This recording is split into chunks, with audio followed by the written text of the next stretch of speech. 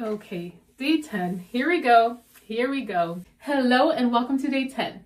Now, at this point in the series, something should be settling in, and that's the realization that achievement is not about doing more things. It's about doing the right things in the right way, at the right time, for long enough. We've been exploring all of this by looking at the science of achievement by Napoleon Hill. Today, we end the study. We complete the framework by looking at the last 4 principles. One of the clearest conclusions reached by Napoleon Hill was this: no achievement is ever accomplished alone.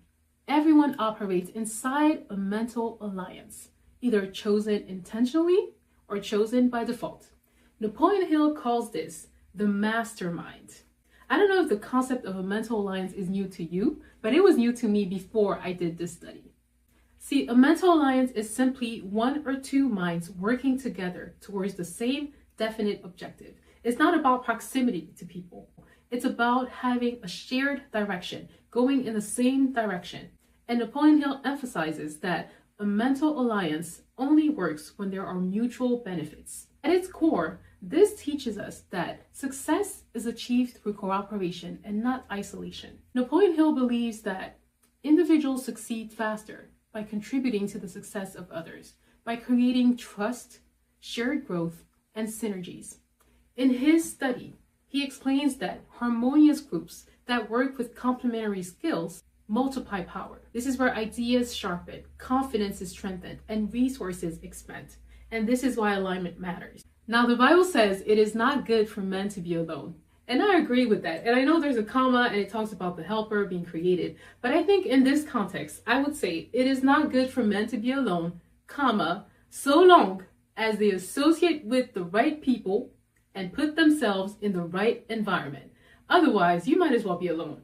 You might as well be by yourself and frame your mind by yourself, because environments are never neutral. We talked about this last week. Brian Tracy explained this. Environments are never neutral. They either reinforce your vision or they tax it. The idea of being part of a mental alliance is two-faceted. So there's 2 aspects to this. There's the aspect where you shouldn't be alone, and when you join other people, you're actually multiplying your abilities, multiplying your power, expanding your growth, and expanding how fast you get to success.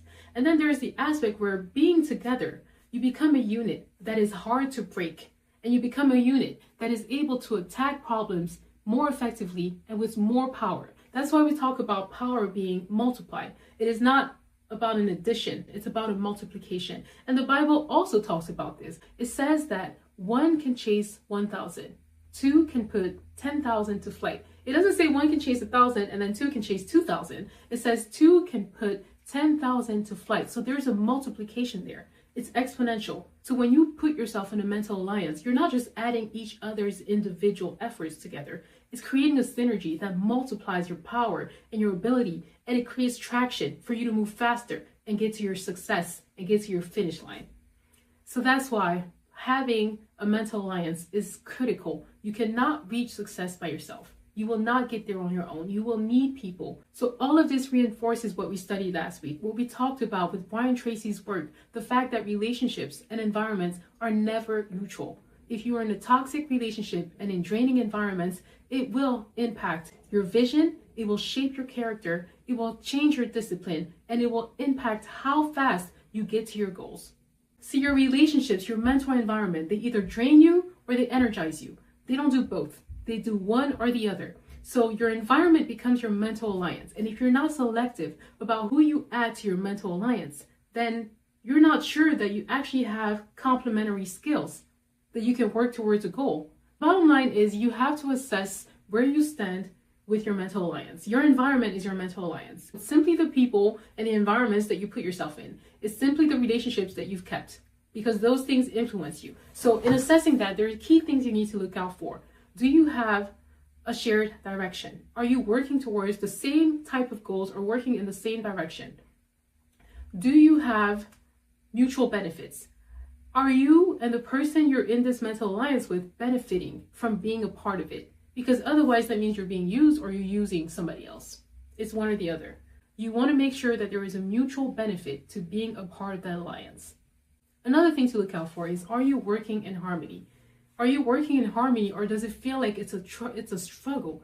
and it's a tussle to work together? Does it feel like it's a fight, or does it feel like it's working in harmony, seamlessly? You're seamlessly going towards the same ideas, talking about topics that benefit both of you, working on things that expand you, that give you growth and build your confidence. This is what you should see in the mental alliance. This is what you should see in your environment. And if you don't see that, then there are adjustments you need to make. That doesn't mean that you need to stop every relationship you have with people simply because you identify flaws in them. We all have flaws, so don't cut people off just because you don't see them as being beneficial to your mental alliance. It could be that they're just not part of your mental alliance. They're just part of your environment, and that's it. But that doesn't give them that access and proximity to you, because they're not really the thing that keeps you grounded, the thing that moves you towards your goal, the environment that you want to stay in continuously, because you have to move towards your goals. The bottom line is your mastermind is always operating. The people in your life are always influencing you. The people that are part of your mental alliance, your mastermind, are always influencing your decision making, your behavior, your habits. So be intentional about the people you add to your environment, the people you keep in your environment. Now, we've been talking about how your environment impacts you. Now, the next principle talks about how you impact your environment, because it's one thing to be part of a mental alliance and assess how others are contributing to it. It's another thing to assess and evaluate how you are contributing to it. See, as we talked about, a mental alliance does not operate on presence alone. No one can achieve things without others. No one can really achieve things without operating in a mental alliance. However, a mental alliance does not survive by presence alone. It's not just the gathering of people to do nothing. There has to be value and influence. You have to be working towards the same direction, but it has to be valuable, and you have to be able to influence your mental alliance by what you contribute to it. The same way others are influencing you by how they contribute to your environment, you also are influencing others by how you contribute to the environments that they're in. So this is where the next two principles come into play. The first one is the law of increasing returns, and the second one is magnetic influence. Philippians 2:3 tells us to value others above ourselves, not at the same level, but above ourselves, to look out for the interest of others before we look out for ours. This is so different from what society tells us is right. Society tells us to look out for ourselves, to mind our business. But the Bible, the whole framework tells us that giving to others more than they expect, doing more, going the extra mile for others is actually a key to success. Napoleon Hill frames this in the law of increasing returns and explains that when you perform an action, when you give, you should give above what is expected, because part of the effort you're making sustains the present, and the extra value that you're adding sustains the future. And it may not come from the same source that you've invested it in, but that value will come back to you exponentially. The idea is that work is not transactional, reward is not transactional. As much as we like to see it, time for money, value for reward, that's not how achievement works. In studying high achievers, Napoleon Hill realized that those who gave more than what they were required eventually were paid more than what they gave. When effort creates value above what is required, that value grows over time, even when the effort stays the same. These are the people who do things without anybody noticing, without being told to do it. They do it, and they do it enthusiastically. And this brings us to the next principle: your mental attitude and your enthusiasm. These two work like magnetic forces. They attract people to you.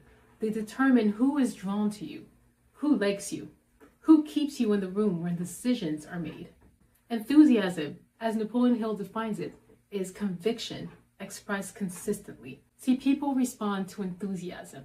If you really take time to notice, the people who express their ideas, express their thoughts with enthusiasm, tend to be the ones that people believe the strongest, believe more, and are drawn to more.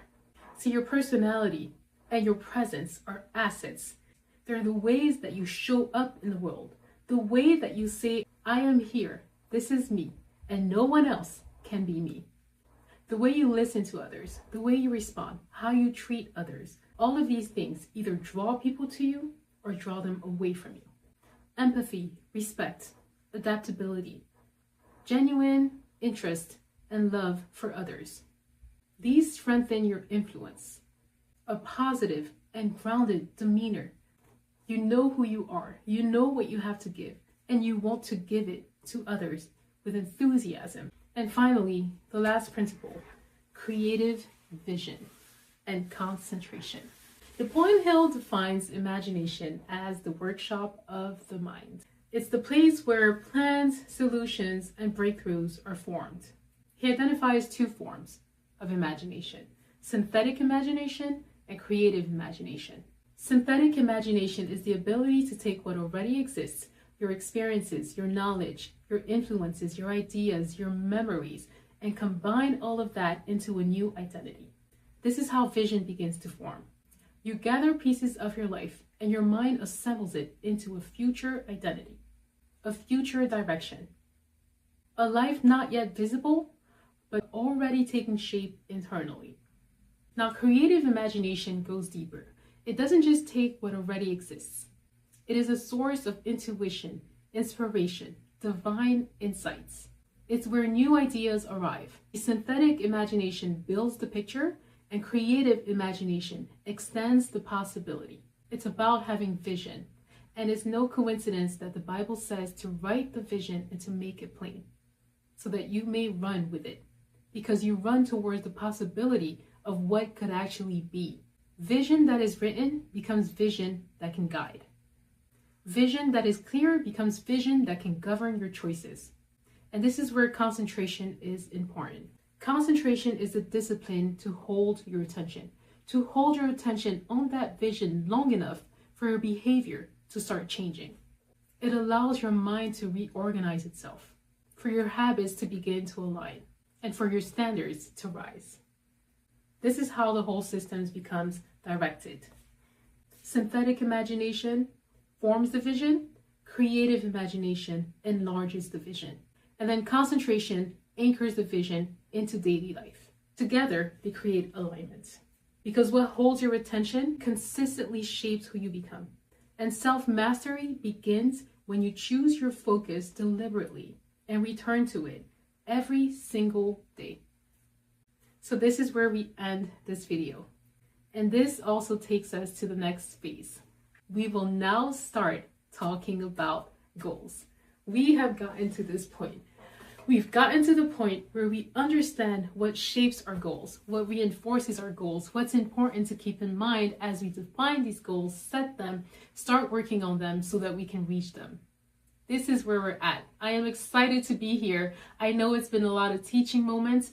The next phase should be a little more practical. We'll kind of pause the teaching and start applying these principles in a practical manner. I will see you tomorrow.